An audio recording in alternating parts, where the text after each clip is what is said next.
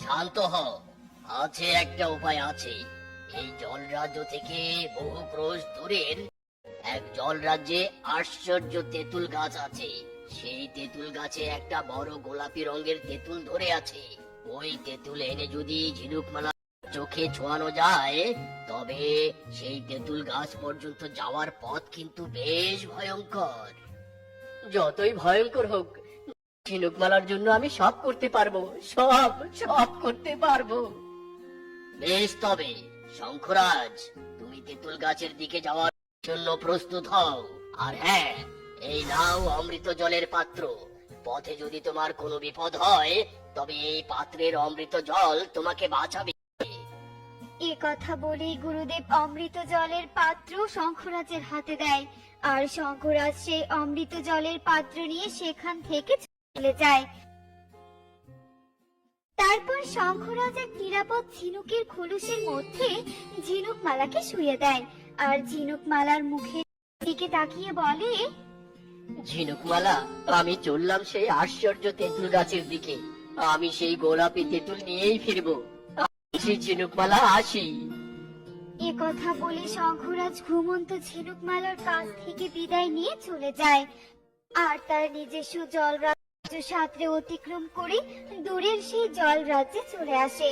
আর এদিক সেদিক সেই তেঁতুল গাছ খুঁজতে থাকে, কিন্তু কোথাও সেই তেঁতুল গাছ খুঁজে পায় না। ওহ, আমি আর চলতে পারছি না, পুরো শরীর ক্লান্ত হয়ে পড়েছে। কখন পাবো সেই কাঙ্ক্ষিত তেঁতুল গাছের দেখা? কবে পাবো?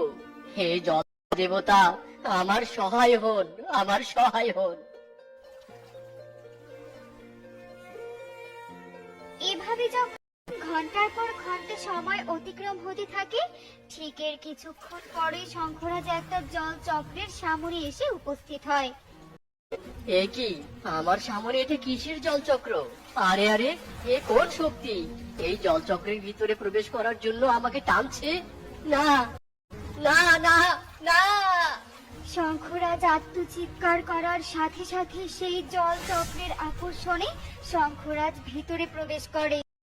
অন্যদিকে জল চক্রের অপর পাশ থেকে বের হতে শঙ্খরাজ দুটো গুহার মুখের সামনে এসে উপস্থিত হয়, আর দেখে সে দুটো গুহার মুখে দুই সুন্দরী জলপরী দাঁড়িয়ে আছে।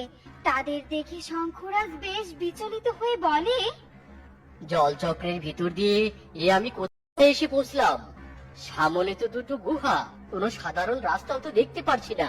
আর গুহার সামনে এরাই বা কে দাঁড়িয়ে আছে? তুমি সেই আশ্চর্য তেঁতুল গাছের খোঁজে এখানে এসেছো, তাই না? এসো এসো, আমার গুহার মধ্যে প্রবেশ করো। আমার গুহার রাস্তায় তোমাকে তেঁতুল গাছের কাছে পৌঁছে দিবে। আরে, তোমরা কিভাবে জানলে আমি তেঁতুল গাছের উদ্দেশ্যে এসেছি?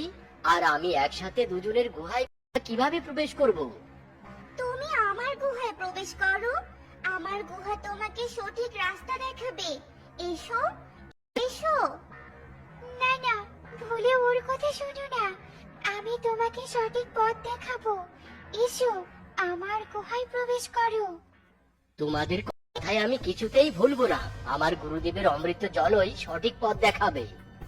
এই কথা বলে শঙ্খরাজ তার হাতে থাকা পাত্র থেকে অমৃত জল ঢেলে দুই অচেনা জলপরীর গায়ে ছিটিয়ে দেয়, আর সাথে সাথে একটা জলপরী তার রূপ পাল্টিয়ে তিন মাথাওয়ালা ডাইনি রূপ ধারণ করে। আমি আসল রূপে ফিরে এলাম কি করে? না না, এই হতে পারে না, পারে না। এই তো আমি আমার সঠিক পথ খুঁজে পেয়েছি। সুস্বাগতম শঙ্খরাজ, সঠিক গুহার পথ খুঁজে পাওয়ার জন্য। এসো এসো, গুহার মধ্যে প্রবেশ করো। এরপর শঙ্খরাজ প্রথম জলপরীর গুহায় প্রবেশ করে, আর গুহার পথ ধরে এগুতে থাকে।